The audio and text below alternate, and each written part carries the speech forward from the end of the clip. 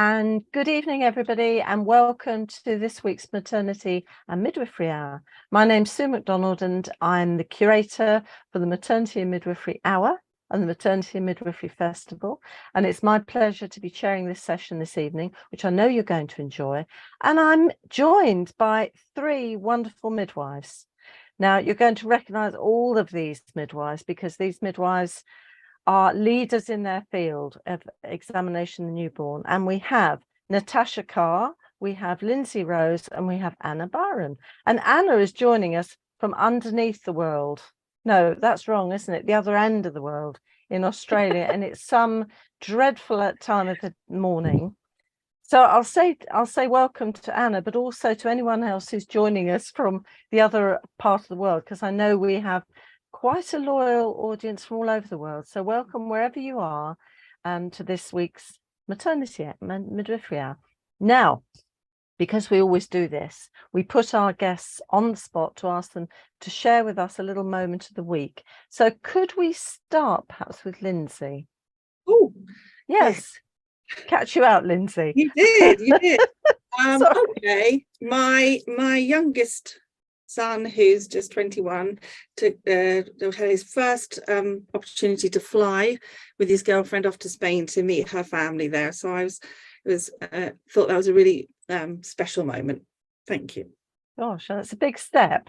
Yeah, That's a big step. Because this, I mean, I guess he would have gone before, but this last 3 years, there's been a little something going on, hasn't there?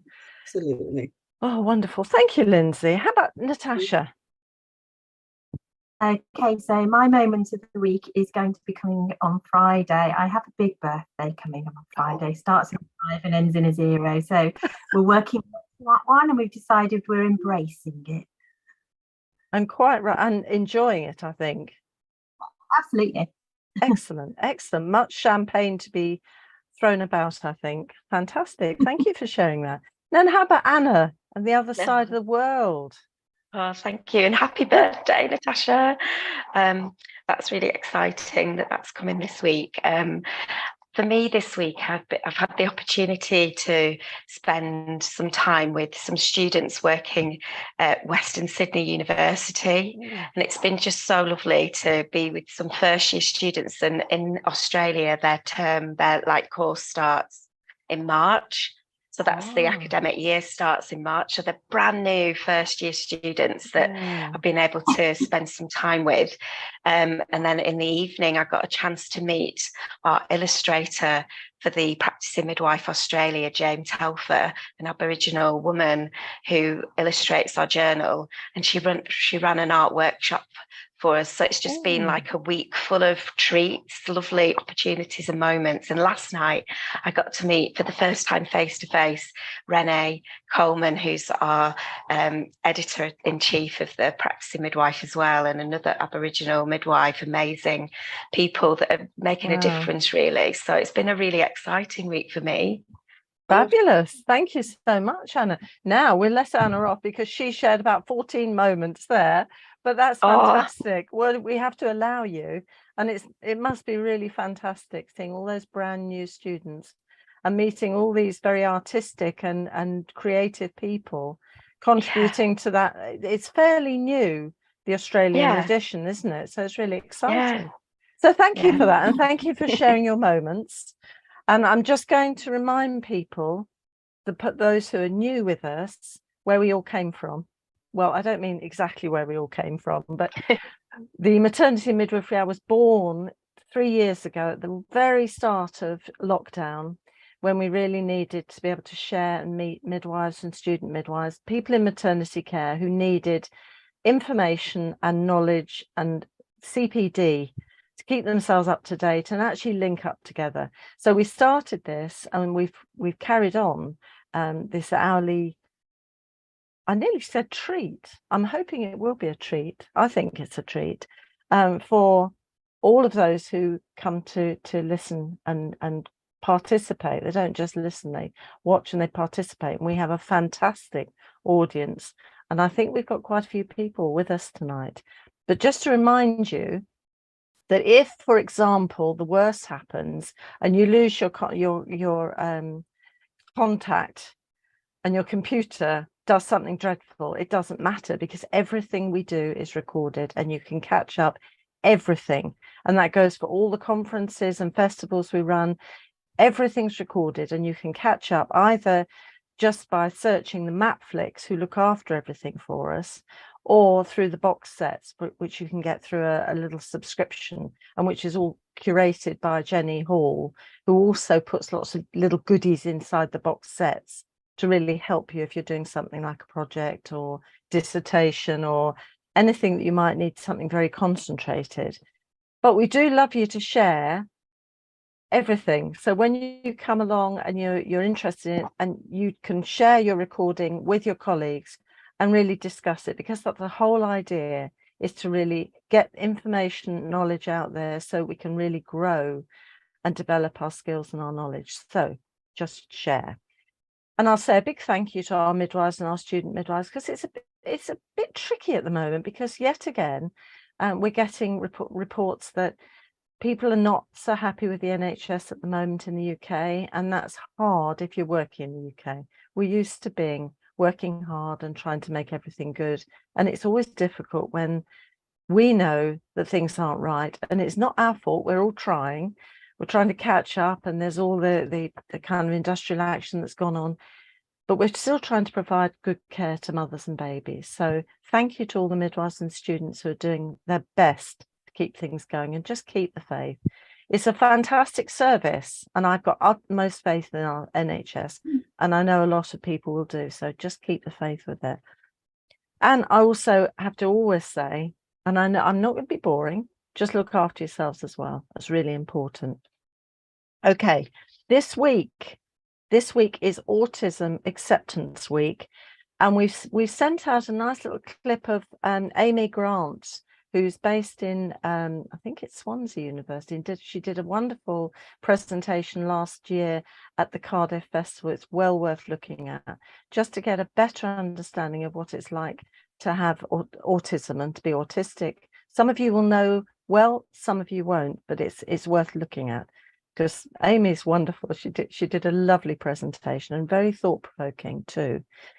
And tomorrow is the International Day of Zero Waste. Take that in mind. So when you're throwing things away, try and put it in your recycling, or better still, reuse it. Okay. And it's still Ramadan, so Ramadan Mubarak. I hope that's correct for this time.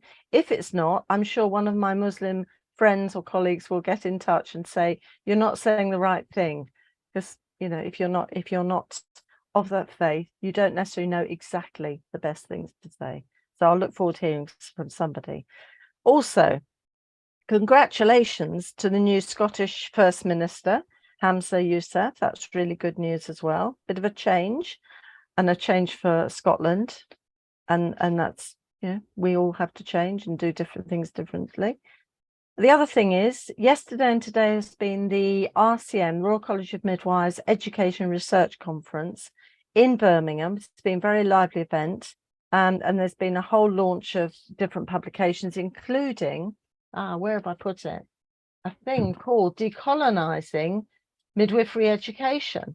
I've got the front cover of this, so I can show you all. It's all available online.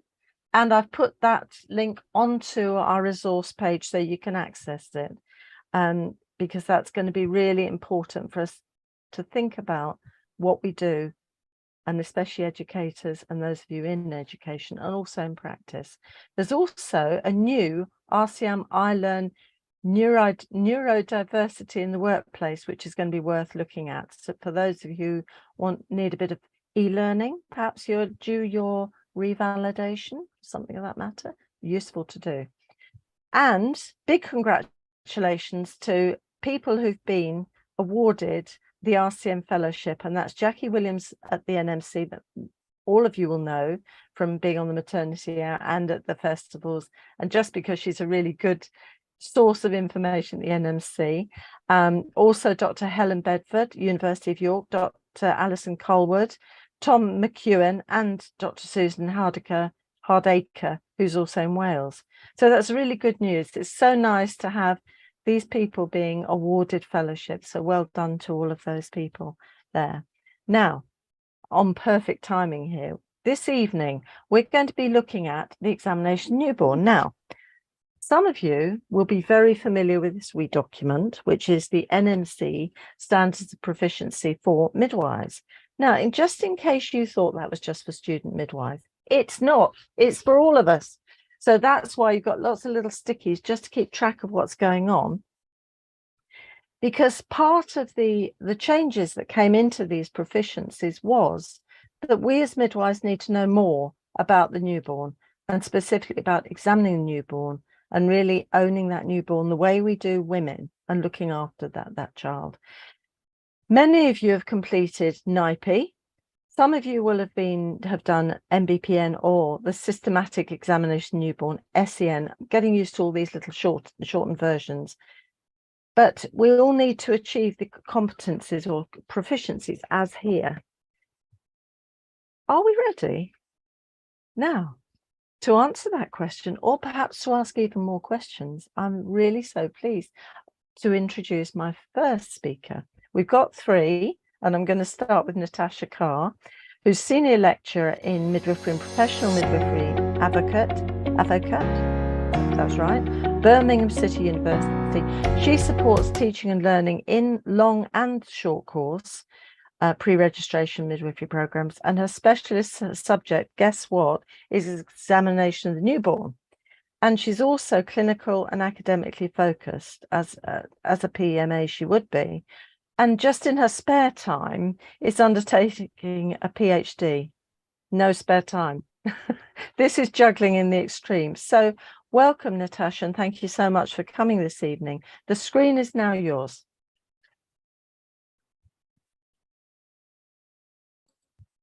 Okay, so literally, yeah, no, that's not sharing yet, is it? Let's try that again. This is the fun of IT in action. Right, you can see that. Fantastic. So thank you very much, Sue, for introducing me. And yeah, life's busy, but we're midwives. We can cope with that. So yes, systematic examination of the newborn. Are we actually ready for this? And what do we need to be ready for? So let's take a very quick whistle-stop tour, and it will feature some of those documents that Sue was just talking about there. So we need to look at those new NMC requirements. What are the students' requirements now? Because I think unless you're working in education, you might not be that familiar with them. And also, if you're already a NIPE practitioner or systematic examination of the newborn practitioner, we've got to do that CPD, haven't we? It's important. We don't want our practice to become stale. And there's lots of variations across the country that we need to have a think about. Okay, so let's start with our student midwives then. So what do our student midwives have to do? The performing of the newborn and infant physical examination, and I'll go on and call that NIPE for now to save a little bit of time, is absolutely now recognised part of the undergraduate curriculum and part of the midwife sphere of practice.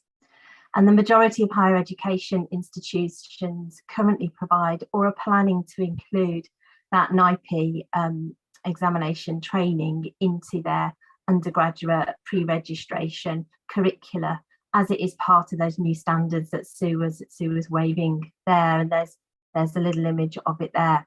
Now, some universities have been doing that anyway under the old standards. We didn't have to put it in under the old midwifery education standards, but you like to look ahead, you like to look where midwifery is going and keep on the ball. And several universities included both the theory and the practice in their programme. So their students were coming out as midwives who could practice as a NIPE practitioner. Other universities just had the theory in there, and the practice was a bolt-on afterwards. Pros and cons to all approaches, but what we have to do now is both the theory and the practice. So this is how student midwives are doing this. So newly qualified midwives who've undertaken the module as part of their pre-registration midwifery training must have completed both theoretical and clinical components. So past courses, you may have qualified, as I said, and just done the theory. You can't be an NIPE practitioner until you've done that practical component as well. Students on the new standards, so courses that are being validated mostly over COVID, which was an interesting experience, will have that theoretical and practice elements, both of those included. And in terms of the theory, the university tends to take that and we'll put it into modules. We'll develop the students over time, introduce them to some simple normality in the first year, for example, and then introduce that systematic examination as they move through their programs. The practical side tends to get assessed, obviously, in the clinical area. We may simulate OSCEs in the university, but students need that hands-on experience. And it's the MORA, the Midwifery Ongoing Record of Achievement, that most of the universities are using now across the country. However, thought number one is it only has one proficiency related to NIPE, or the systematic examination of the newborn.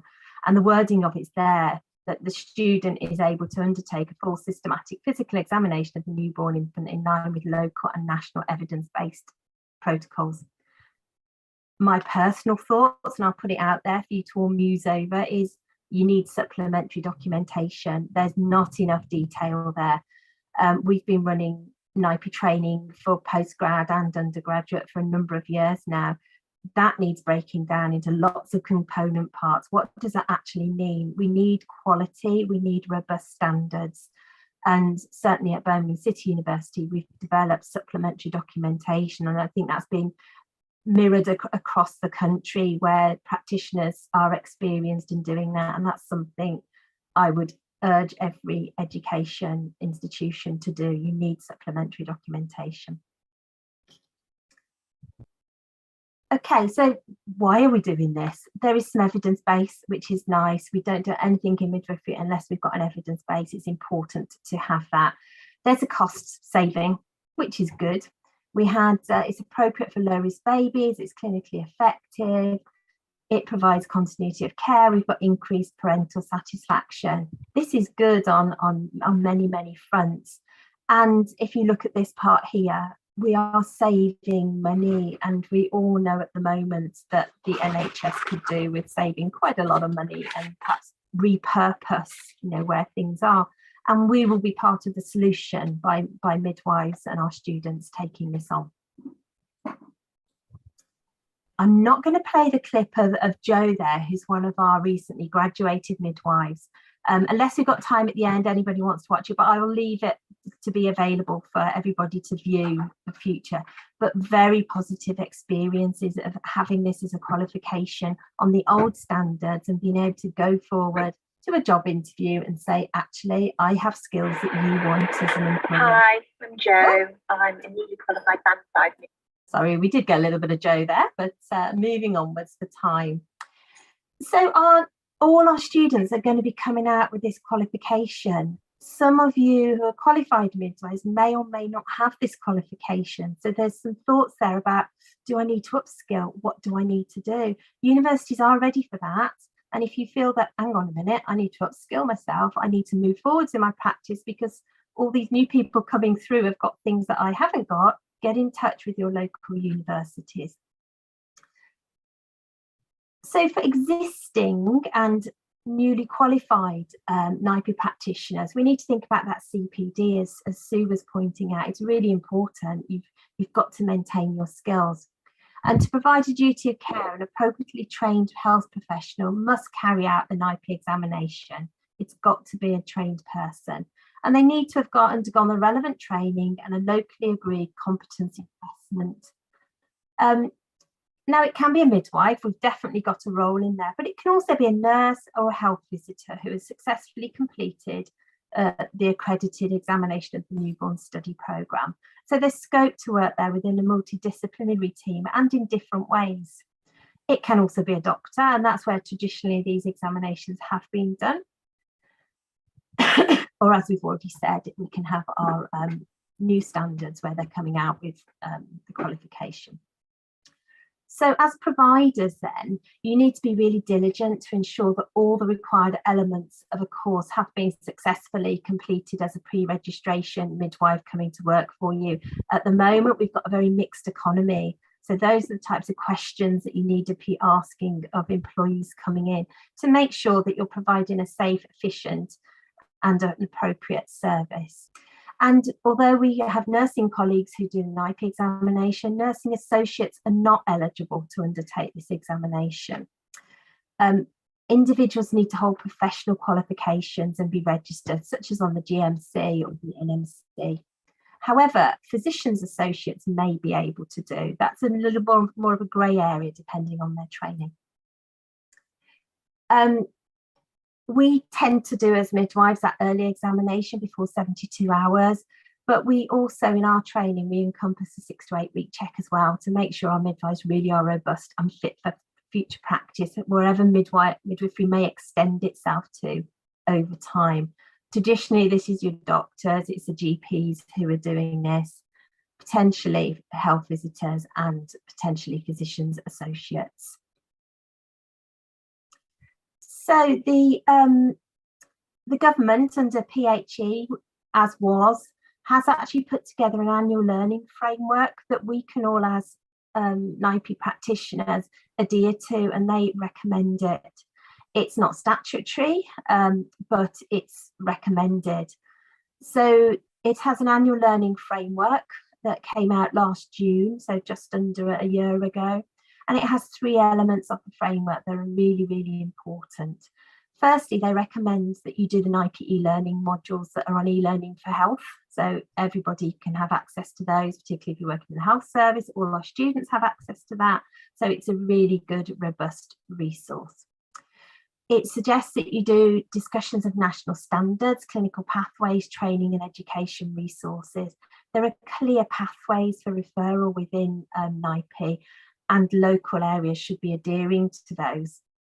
And so practitioners need to update themselves on the latest amendments or changes. And they changed in 21, I do believe. And they also recommend an attendance at a local NIPE update session as well. And I know Lindsey and Anna are going to talk about some of those updating ways in a moment. In addition, they talk about NIPE working in partnership. So it's really good practice to go and visit specialist clinics or multidisciplinary discussions or meetings about case studies. For example, you could with cardiac abnormalities, if you think, you know what, I'm a bit rusty on that, get yourself down to the neonatal unit, get yourself down to a cardiac clinic and arrange some updating so that you're aware of what those heart sounds, normal and otherwise, can sound like. And also a NIPE reflection is recommended as well. And that can also form part of your NMC revalidation as well. So we're not reinventing the wheel, we can use the same thing for 2 different purposes. Just a little note though, if you're a trust that has an in-house training course for actually getting people qualified as a NIPE or a systematic examination of a newborn practitioner, you need to seek university accreditation. Public Health England have this as a stipulation because you may train people locally, but that won't be a universal qualification. So individuals won't be able to move across the country. And it's about quality, it's about standardising and having that higher level thinking at level 6 or level 7 that the universities can provide. So some challenges then, some thoughts to move you on and ponder about. Decolonising, so very nicely Sue mentioned the RCM, decolonising information that's out there at the moment and newly launched. We probably need to decolonise our examination of the newborn literature as well. Historically, very little attention being paid to the significance of skin colour and the variations when we're teaching. There's a lack of awareness that many conditions can be more difficult to recognise on darker skins. There's a definite gap in the clinical and theoretical education that as universities we need to step up to and rise to that challenge. We're always welcoming suggestions on how we can do that and working in partnership. We need to kickstart and continue that discussion. It's a ripe time for doing that. We know that, ethnic origin continues to have a significant impact on mortality rates. Stillbirth rates of Black and Black British babies are over twice those for white babies. Neonatal deaths are 45% higher, not acceptable at all. And from a NIPE point of view, we can do our part to assist in remedying that. And again, we've got disparities between Asian and Asian British ethnicity, stillbirth and neonatal death rates, 60% higher than white babies. It speaks for itself, doesn't it? I don't need to labour that point. It's not right. So debates for education and practice there. And you can see here, I have to tell you about this. This is one of our anatomage tables. It's like a massive iPad about the size of a bed. And it works like an iPad, press buttons, fiddle them around. And we can teach our students using this. We've got some amazing facilities at universities, and particularly at BC, we're very proud of our new simulation facilities that we get to play with and our students get to play with, but most of all they learn, which is fantastic. So what are the key challenges around decolonising for you in education, in practice, in teaching? What questions do you have around education? Are you actually using that supplementary booklet that I've just said is really, really important and I'm passionate about? We're happy to share it at BCU, and I'm sure Lindsey is as well. How confident are you in teaching? So these students are all going to be flying through to the clinical areas. You've got them for 50% now of their clinical time. The NMC said so. What are you going to do with them? How are you going to teach them and test them and put them through their paces, but in a supportive way? How do you give feedback that's supportive and doesn't scare the life out of them or put them off? Would you like to share your models of teaching students? Are you supported for your CPD once you are qualified? How do you bring existing midwives up to the current standards when there's a little bit of a gap there potentially? Have you met your annual learning framework guidance? Did you know about it? Are you thinking now, crikey, somebody comes and checks, am I? Should I? Is it being used at your trust? Is it something you need to introduce? Is there a nice quality improvement project? I can feel a project going on there, and then a publication to go with it. You have to publicise everything that you've done. Do you need to network? Networking is fantastic. This isn't about one person being better than another. This is about quality and standards and sharing and improving care, education and practice. What conversations do you want to start? There are some resources with the live links on there. And just to say, it's a little bit like raising a child. It requires a team. There's no point just me doing it, for example. So at BCU, where we have 125 students per year, we've got 6 of us who are doing examination of the newborn. We did have 7, but somebody's just leaving. It's like, oh, but we've got a new person coming in. So we will have 7. I just can't put her name on there just yet. So we run the undergraduate courses and we run the post-grad course as well for those midwives that haven't got the qualification yet. And we are ready in Birmingham, like many places, for the challenge of systematic examination of the newborn to a high standard. Thank you very much for this whistle-stop tour. Looking forward to the rest of it. Fantastic. And it was a whistle-stop tour. And I have to confess that I could listen to Lindsey. I could listen to my 3 colleagues for a long time. And I had the benefit of undertaking the examination newborn online just before Christmas and listening to these wonderful midwives teaching, and it was very special and very exciting. So you've left us with more questions, Natasha, than answers, but that's okay, because I just want to tell the audience we're not, this isn't it. We're going to be carrying on with this discussion and kind of breaking it down a little bit more, not just today, but for the future series, because we're nearly at the end of series 9 and there'll be a series 10 and 11 afterwards, I suspect. I'm fairly sure. So thank you so much, Natasha. That's fantastic way to start us. Now I'm going to introduce our little double act now, and you won't be surprised that the first person will be Dr. Byrom, midwife, director and Chief Executive Officer of All for Maternity. She's known to many of you, and she's been on this hour several times before. And so we love Anna, and thank you so much for joining us from Australia, coming in from the other side of the world. And we're also welcoming Lindsey Rose, who's a senior midwifery lecturer at Anglia Ruskin University. She's got particular interest in examination of newborn, and particularly NIPE, and particularly an app developed on newborn eyes, which I think is a bit of an award-winning app, as I recall. And also, which I didn't know about you, Lindsey, she's also an acupuncturist.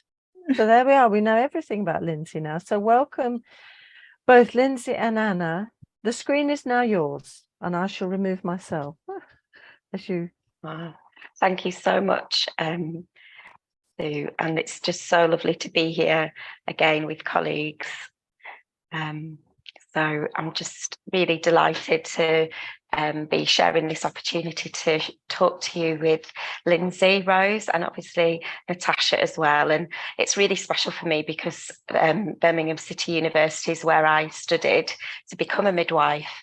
So seeing all the lovely pictures there on Natasha's presentation was really, really lovely. And like you said, Sue, we have been working together to develop a webinar series for professionals that just reflecting back on the annual framework and support for professionals who want to strengthen their practice. It's really wonderful to provide opportunities, but I know Natasha also runs from Birmingham City University an annual conference. And we're going to be finding out a little bit more about the examination of the newborn app that Lindsey's prepared. So we're going to just share with you tonight some insights from our examination of the newborn webinar series. The series focused in on the screening aspects of the examination, this important examination, so that we could really help people to update their skills and knowledge around those 4 components of the screening that's required across NHS England. And we know around even the United Kingdom, there can be small variations in expectations and requirements, but then around the world, there are lots of differences. So actually, it was really good to bring people together to have some of those critical conversations. And so it was so lovely that you joined us as well. For that. So we just want to give a warm welcome and bring people into thinking about the people that we're caring for. And so you mentioned this at the beginning, that we really want our newborns to get the most wonderful support and that holistic care right from the beginning of their life. And that obviously involves caring for the whole family together. We want to give you a bit of an introduction to the series that we've developed and invite you to consider attending future events that we'll be hosting this year. It was a real opportunity to come together and think about all the connections and care that families require to really get things off to a good start. And I really love Niles Bergman, the work that he's done for neonatal care, and really just helping us to think about, that babies, when they're born, are sentient, learning and expectant of love, nourishment, nurturing relationships. And these examinations of the newborn offer an opportunity for us to communicate with the family all about their baby's capacity and abilities, and to also pick out areas of concern that can be addressed really quickly so that they can go into meaningful programs of support. So we wanted to use that as an ethos to the program that we developed, to think about connections and care and thinking about that whole family approach. So I know we've heard about Lindsey already, but for the webinar series, it was important that it was curated by somebody that was an expert in providing that education and also support to clinicians and practitioners. So it's really wonderful that the whole series was curated by Lindsey, who's doing a lot of work as well with international recruited midwives in the east of England. But also Lindsey brought together a full team of experts in their own particular areas of the screening, including Natasha, who's who's got expertise in delivering programmes to undergraduate students and understanding the ways in which we can support. And we've heard about Natasha's expertise and experience and her team as well from BCU. So it's really wonderful to have consultant ophthalmologists, cardiologists, neonatologists, that were all attending, and some really senior midwives that have been working clinically to provide this support to families and babies. So overall, the aim of the programme was to offer a space for practitioners to think about and consider and review their own practice, reflect on the things that were impacting on this area of our practice, and to offer the support needed to really refresh knowledge and skills. For some people, as we know, they may have completed their education and programme of study around examination of the newborn some years ago. So it's really important, as we heard in the framework, to come back and think about those updates, and having experts in these areas, neonatology, coming to talk to us really helps to look out for any new information that we can use in our everyday practice to support babies and families.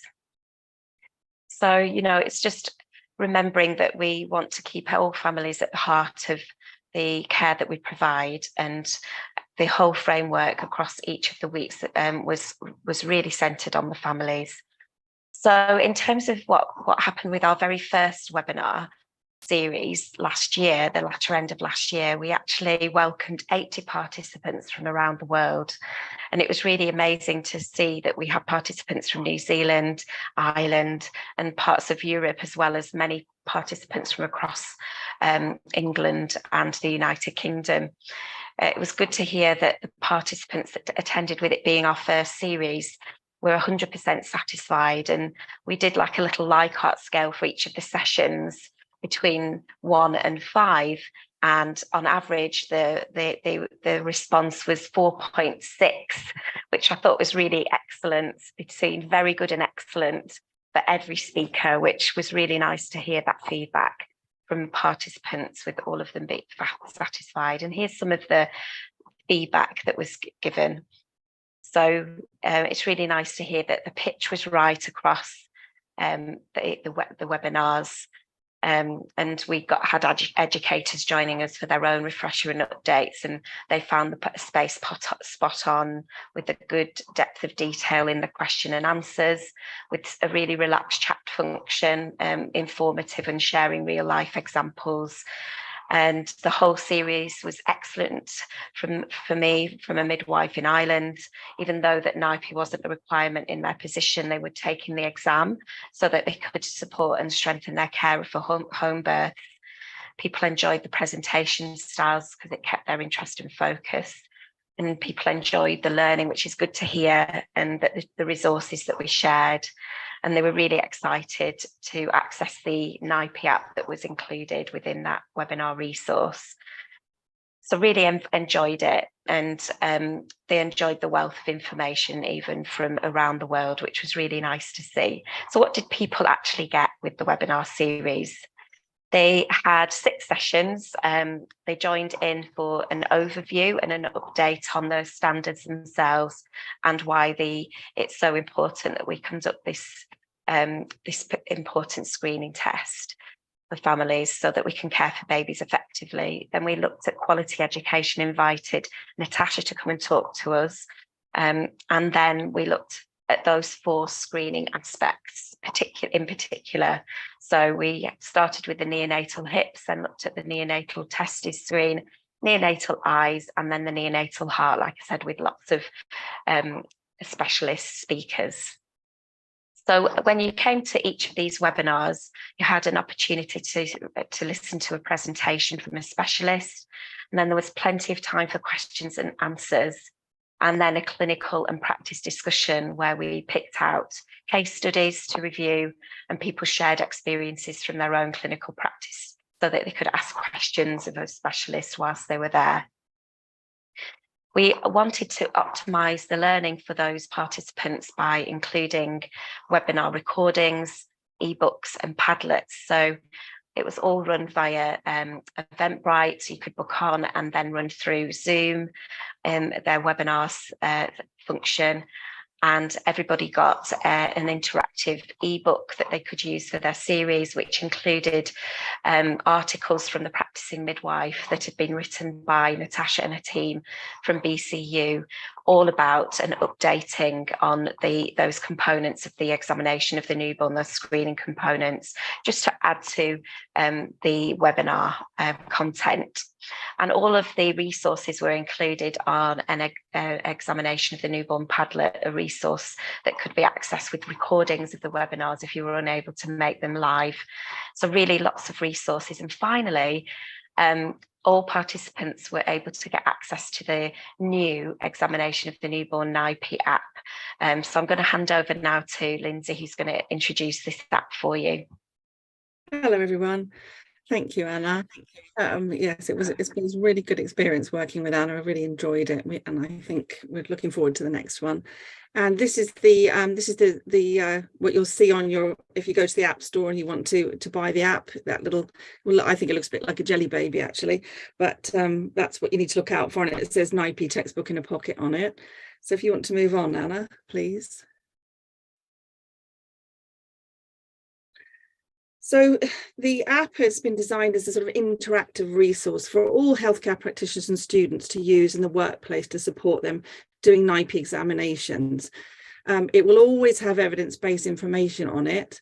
So, for example, at the moment, the NIPE heart standard is being updated. And what that means is once the update comes out, I'm able to just put everything relevant to that up on the into the app, and you'll just get an update to do, and it keeps it current.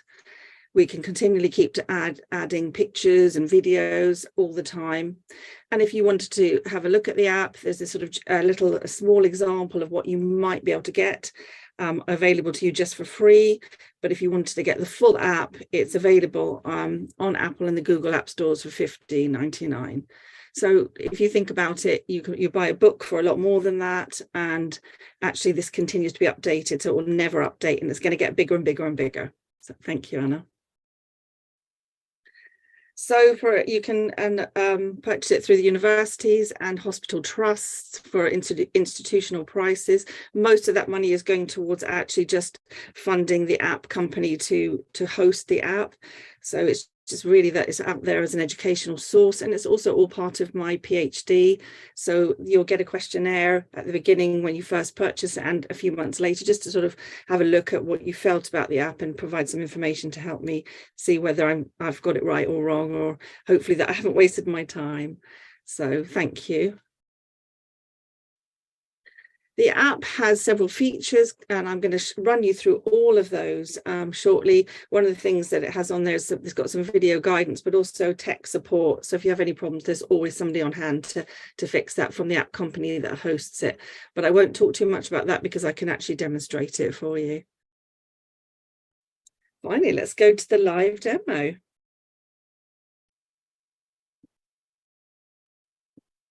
Okay, Anna, so if you want to stop, thank you.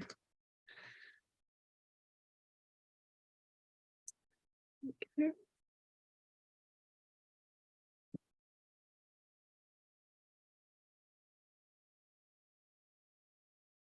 It's coming.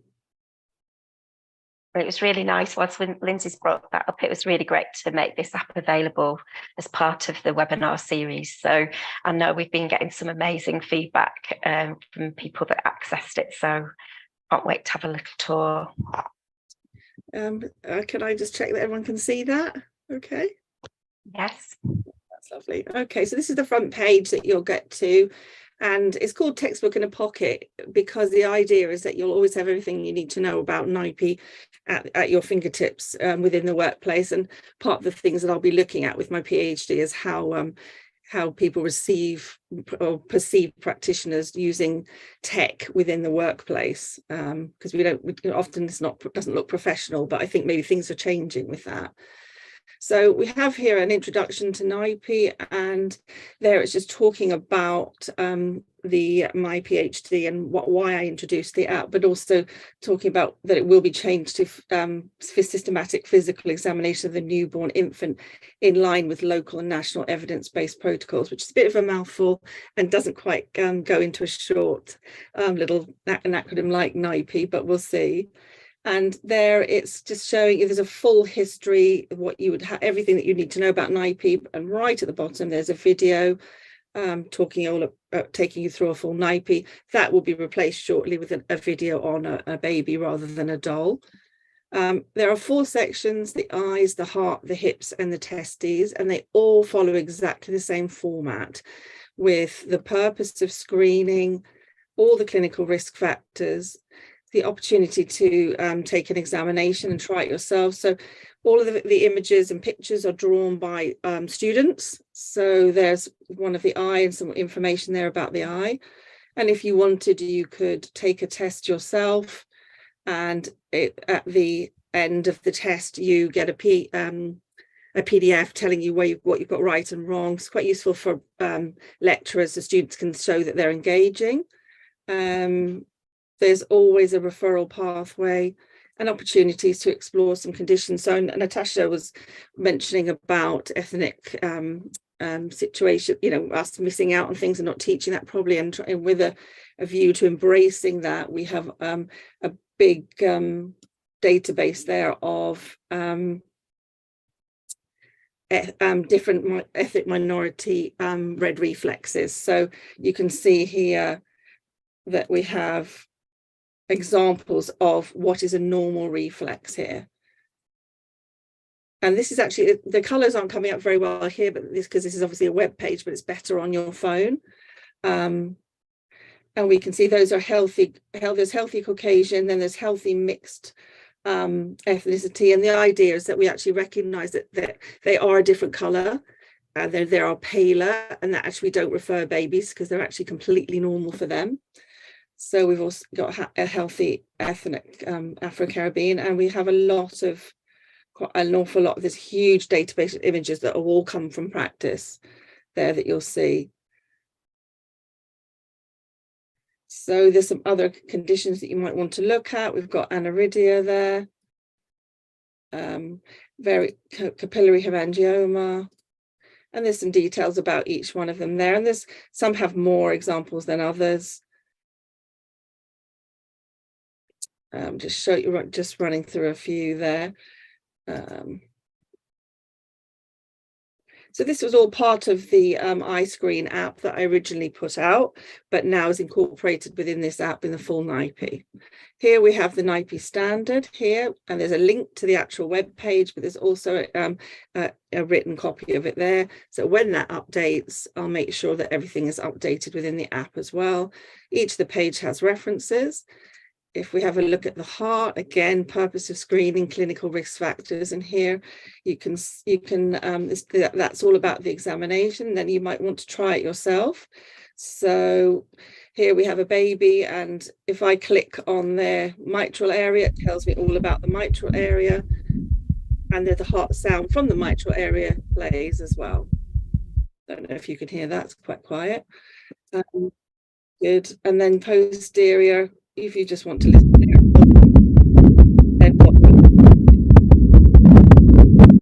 So you might want to take a test yourself, in which case you can think, oh, I don't know, I'm not sure where the mitral area is. Shall I have a go? Is it out there? Oh, no, that's the incorrect position. So there's a little thing, but if I correctly do it, oh, I haven't done it again, there again. So you've got to try, you've got to find the right place, and then you get a green telling you found the right place, and you get the heart sound. It's better on the phone because you're doing it with your finger, but it's all about having, it's just, that's a student focused one, but anyone can happily do that. Here we've got a description of the examination. Again, we've got a referral pathway, an ability and a chance to explore the conditions. Here we've got some audio of a patent ductus arteriosus. Can you hear that? Yeah. It's quite loud when you're playing it for yourself. Here we've got a patent form and a Varley.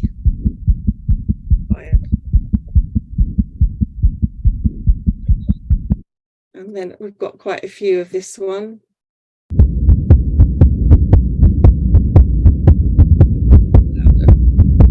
So I'll continue to add sounds and heart sounds and other appropriate things as and when I can get them. Here we've got a description of some of the conditions, which again, these lovely drawings done by students, showing the coarctation and the narrowing there. And there's a description of everything. So here, all the different heart conditions. And we'd like to use the sort of written handwriting there, just to keep it a bit less formal. And then there's some more details there. And again, we have the NIPE standard references for the hips. Again, purpose of screening, and the same stuff. It's the same thing. Here we have these were really difficult to draw, as you can imagine. This was done by a student. I think they're brilliant. Just showing the Ortolani and Barlow manoeuvres, and at the bottom there's a video of me doing a hip examination on a baby. So I can. Looks fantastic. I'm going to examine Lindsey. the hips. Thank you. So there we go. And just finally, very quickly, at the end, we've got some additional information at the request of people, was to add a skin page. So there's just a few things that you might come across, and I think hopefully add some jaundice pictures for Black Afro-Caribbean babies too, so that we start to recognise that. Okay. Thank you. Thank you. Thank you so much. And that sort of concludes our presentation. So thank you, Sue, for having us. Fantastic. Well, we've had 3 whistle-stop tours, but I think we might have to return again in a little more depth, because I think the app looks very delicious, and it looks like something that's going to grow and grow and grow. So thank you so much. I mean, I was quite interested in some of the terms that are being used, like the mixed economy. And I think some of the queries that are coming in are focusing on that. Now I'm turning away, just for those of you watching, that I'm not looking, so I'm just looking at my other screen, because that's where the questions are coming in. And we've had a few comments rather than questions. So the first one, and this is Joe Dagustin. Hi, Joe. Says, excellent overview, thank you. For CPD purposes, it's rather odd that this wasn't in the NHS core competency framework. Perhaps it will be in the next version due out soon. Does anyone know? I can see people nodding wisely. Maybe I'd ask Lindsey. Lindsey, would you know if that's coming in the new NHS core competency? The core competencies, Yeah. not that I'm aware of, no. Okay, so it's something that's going to have to perhaps be informed. Yeah. Good question, Joe.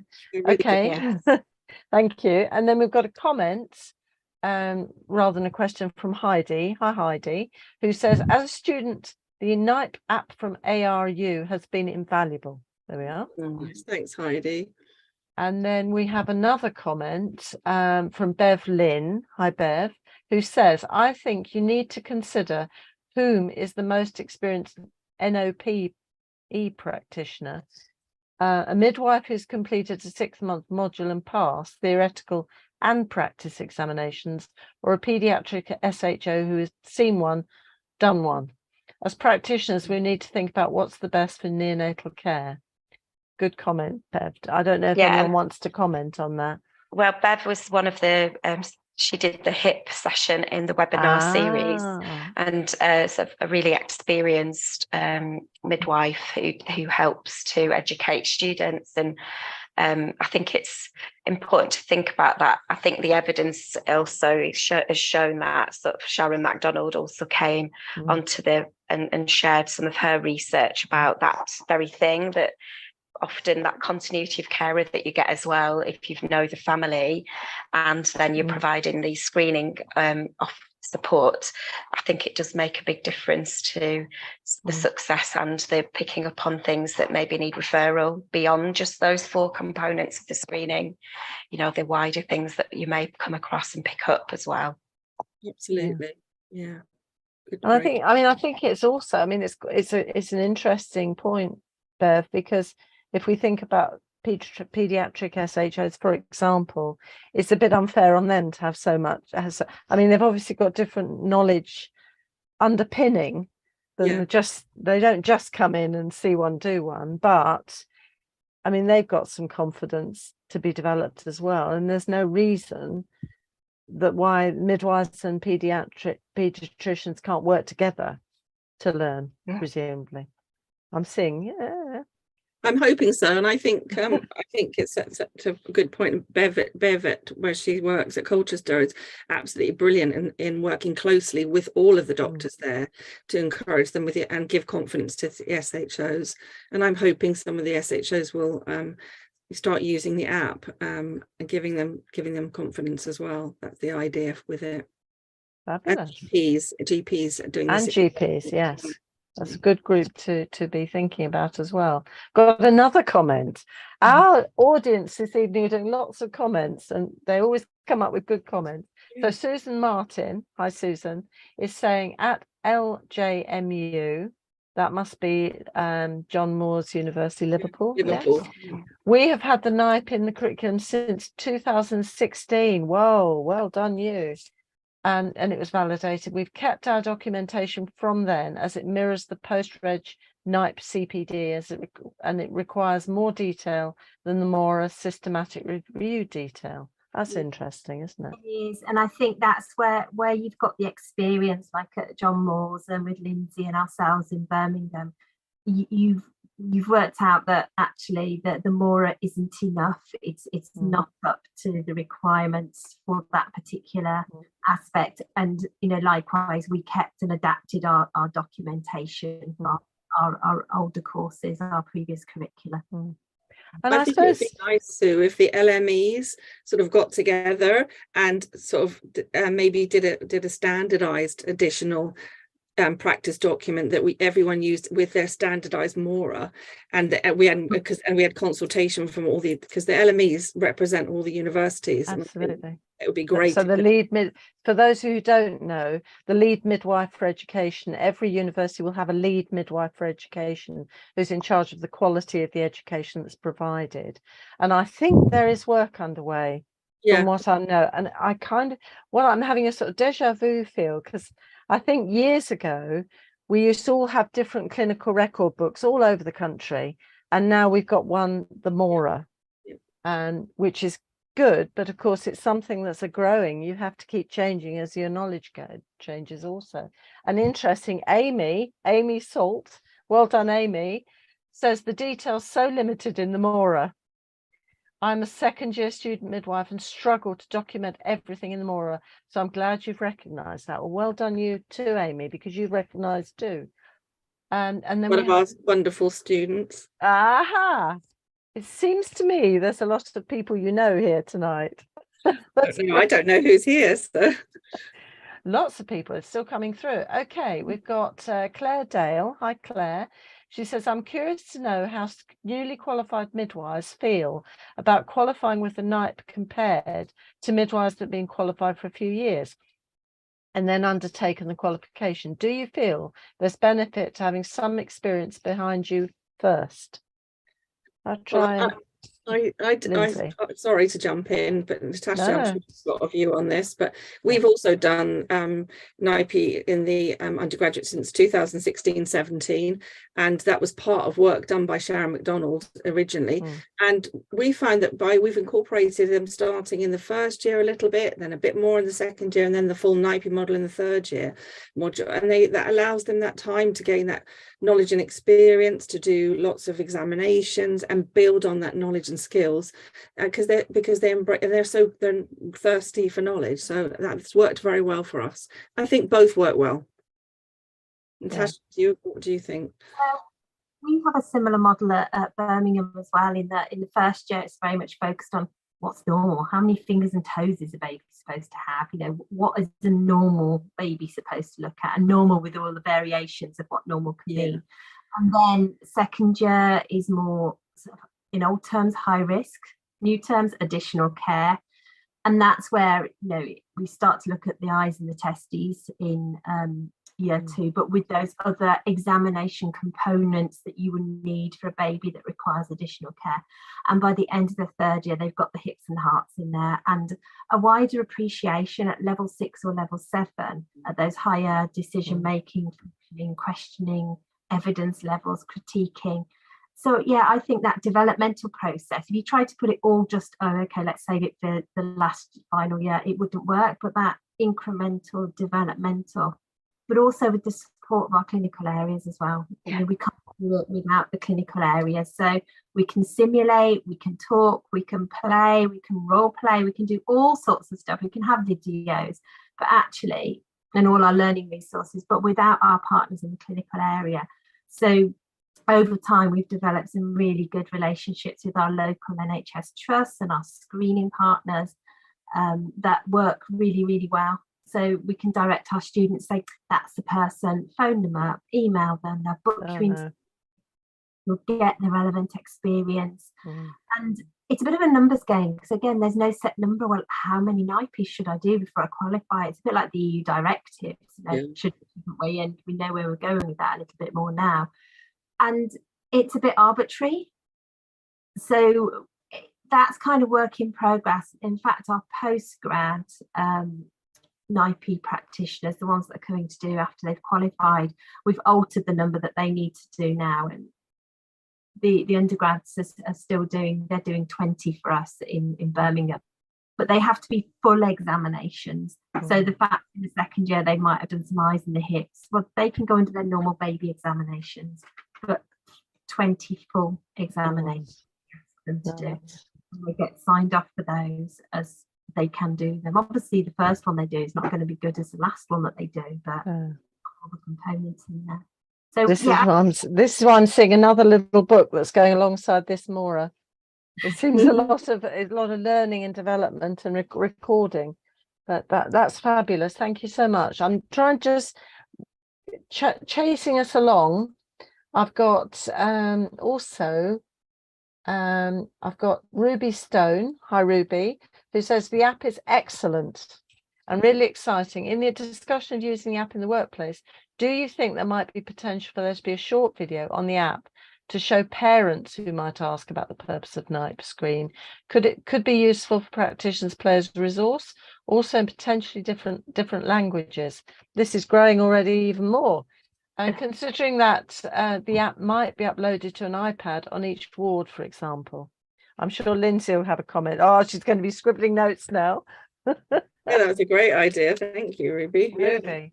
Well, this is what's fantastic about this whole area of work. There are so many people with expertise. One of the things that shocked me when I was learning from these guys is the discussion about people, many midwives who've done the programs of MBPN or NIPE or EON or whatever is names it's going by, but haven't practiced. And that made me really sad, because I'm thinking all those midwives with those skills and knowledge who are either anxious about practicing and just need that little bit more confidence, because I felt that the program really was very good around that. It would have made me feel very much more confident personally. Excellent. If I wasn't practicing. So for that. Now I'm just chasing on now. Susan, hi Susan, says, if your local unit does not have update sessions and discussions, is there another way of accessing this resource? I'm going to point to Anna, because she's at the bottom of the world, or the top of the world. Yeah, so we've got another webinar series that you're welcome to join. And yay, because we sort of closed it off at 80 participants so that we could have meaningful conversations, but we know that other people wanted to join us, so we'll be doing that again. And Natasha runs an annual conference that would also, like a study day, that would also constitute updates. And local universities hold CPD events and half-day workshops and things around the country. So it's looking out for those really, and maybe we can share a link with you, Sue, to the next booking, you know, for the next course. And keeping your eyes and ears open and talking to colleagues, because often other people know. I don't know if Lindsey and Natasha are wisely nodding. I don't know if you wanted to add anything. Well, just to say, yeah, there are so many different ways you can update yourself. So obviously Anna's webinar series was really, really good, and it was great to participate in that. But yeah, look around, look on university websites, look in, you know, the different journals to see what's advertised. Speak to your NIPE screening leads and see what's around. And if you look at the framework that is put out there for CPD, it gives lots and lots of suggestions of things you can do. So I think with CPD, we used to be obsessed with, oh, we have to pay for it and we need a day off and whatever. Well, I'm not entirely sure the NHS will be paying for very much at the moment, so all universities for that matter. So we have to be a little bit broader, we have to be a bit more inventive, and there is no one script of how you do your updating, but you do need to do your updating, and variety is sort of the spice of life, isn't it? That maybe one year you might do some reading, the next year you might do, you know, the webinar series, and you alternate between different things. Or if you work your way through the app, for example, that is updating. Or an article, read the series of articles that we've published in the Practicing Midwife. So variety, loads of it, and lots of examples. But I thought it'd be good to say, just because we have got students now coming and requiring that really good supervision and assessment from obviously our practice colleagues, it's never been more important to really stay as up to date as you possibly can, so that we're giving the quality education in practice, because that was one of the big barriers initially to universities rolling this out to every university, because you obviously have to have enough NIPE trained and qualified practitioners out in clinical practice that are able to support students. So we're at that point now where it could become part of the NMC standards, because we have lots and lots of post-registration qualified midwives and staff. So you do need to have plenty of staff available that can support student learning in practice, just in the way that Natasha was mentioning. So yeah, it's good to do it every year, really, that you're doing something to support yourself. Well, and of course, you're meant to bring the standards, for those who you don't know, into your revalidation as well. Not just the code, but also the standards, which can be a little bit challenging, because it's just a different way of thinking. But thank you for that. Now we've got another comment. We've got a question from Irene. Thank you, Irene, who says, Mora recording is causing anxiety across all cohorts in my university. Practice supervisors too. How can we improve this? How can we give some constructive feedback? Irene, that is really fantastic comment to make, actually. Lindsey? Natasha? Do you mean directly about NIPE, I'm assuming? I think it's about the Mora, the way that the recordings of examination of the newborn are going into the Mora paperwork. And for those of you who don't know about this, that the Mora is a way of assessing the clinical practice records of the student, very much focused on women. There's some baby, but it's not as detailed as is required. So I think that was a good point. It may be that, like you were saying about the lead midwives, we need to think about the lead midwives generating more documentation. Yeah, I think it goes back to what Natasha was saying earlier about the additional documentation, but that we've actually each in the university is doing, because we know that it's insufficient. We completely understand that. And we've certainly had to bring it in for our third years, but I think it needs to be there for the first and second years as well. So you start right from the beginning. But it's a shame. I think the lead midwives hopefully are looking at this. I believe they are. So I think, Irene, it might be worth going back to your lead midwife in your university and commenting, because most universities will have a student group representative system where you can feedback how you feel about it. But that would be useful. So as a last comment, I think we're coming to a last comment, because I know As I always say, this hour goes by so quickly, and it's flown by this time. Possibly not for Anna, poor Anna, because she's probably wanting to be in her bed. But we have another comment from Amy Salt, Amy, who says, one of our link midwives from university did a virtual presentation of the Mora, which I think helped a lot of the supervisors too. I actually gave my Mora to my supervisor to take home and have a look at. It's so hard when this time is of the essence in practice.